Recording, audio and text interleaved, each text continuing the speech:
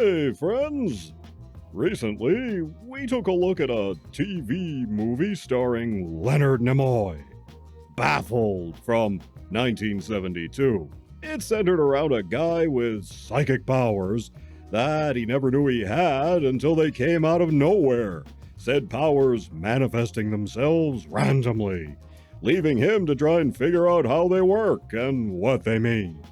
Well, I've tripped across another TV movie in the same vein, also from 1972. We're talking about The Eyes of Charles Sand.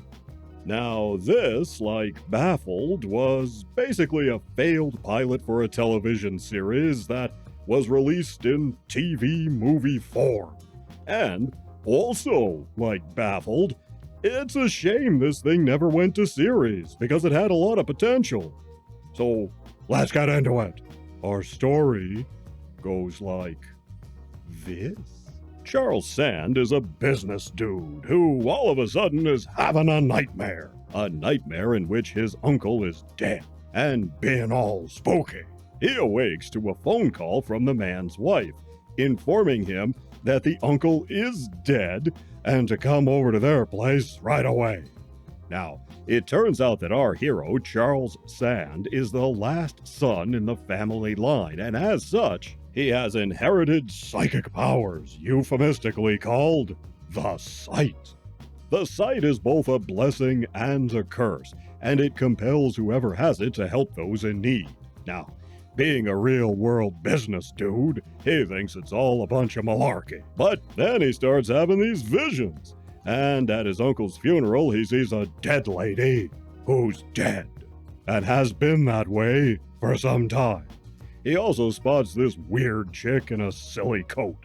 She's a spacey space cadet who shows up in Sand's apartment and asks him to help her, but she's spacey and can't say how. She thinks her brother is dead, but no one believes her, so Sand investigates while still being rather dubious about his newfound powers. The chick's sister and her new hubby tell Sand all about Miss Space Case. She's loony, they say, and her brother is very much alive and living in London. The spacey lady is just fixated on an old diary belonging to an ancestor, a chick who died via the deletion of her own self, if you know what I mean. A century ago, when her lover disappeared. Now, the spacey chick has conflated these events, thinking they're happening in the present day. And she's the dead lady, and the brother, the missing lover. I guess. Anyway, Sand starts piecing things together with the help of his new powers. Can he save the day? In our cast, we have Peter Haskell as Charles Sand. He was in Child's Play 2 and 3, and did a lot of work on television. He's pretty good here. He reminded me a lot of David Hartman, a familiar face on TV back in the day. We also have Hollywood star Joan Bennett as the aunt. She was a big-name star in the golden age of Hollywood who had a second run at fame later in her career, starring in the horror soap opera Dark Shadows. We also have another Hollywood legend, Barbara Rush. Among many other things, she was in the sci-fi classics It Came from Outer Space and When Worlds Collide. She was a hottie back in the 1950s. She was 45 in this movie, and she was still a very attractive woman. She's given a lot to do in the last act, and I thought she was very good. Adam West crops up as Sand's best friend, a psychologist, and he offers up what advice he can about the science behind ESP and psychic phenomena. Sharon Farrell is the spacey sister. She was in The Night of the Comet and Lone Wolf McQuade with Chuck Norris. Her character's kind of annoying here, to be honest. Bradford Dillman plays the husband.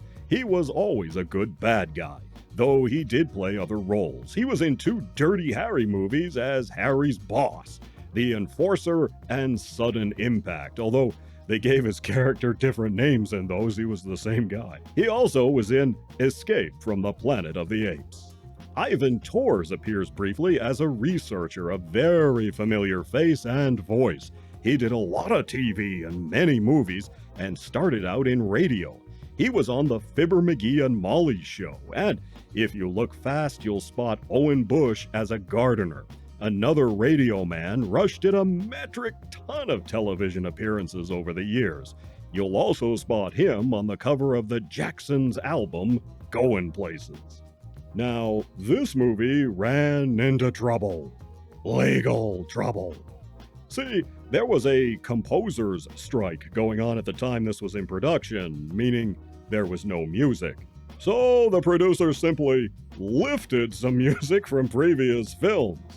Henry Mancini recognized his score for Wait Until Dark, a thriller from 1967 starring Audrey Hepburn. He sued and won a hefty settlement. They also ripped off some of the score from 1971's The Omega Man, which starred Charlton Heston. That was composed by Ron Grainer, who created the theme music for Doctor Who and The Prisoner.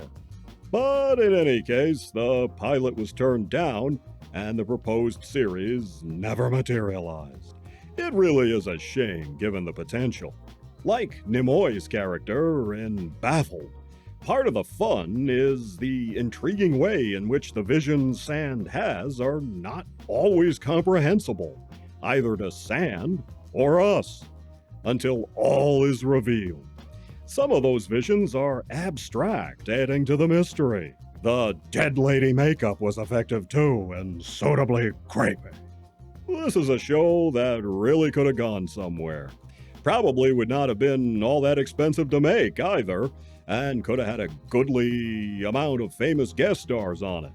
It's a surprise the network passed on it, but at least we have this TV movie to enjoy. I'm giving The Eyes of Charles Sand 2 3/4 paws up. What might have been. You take care of yourselves, and I'll see you in the next one.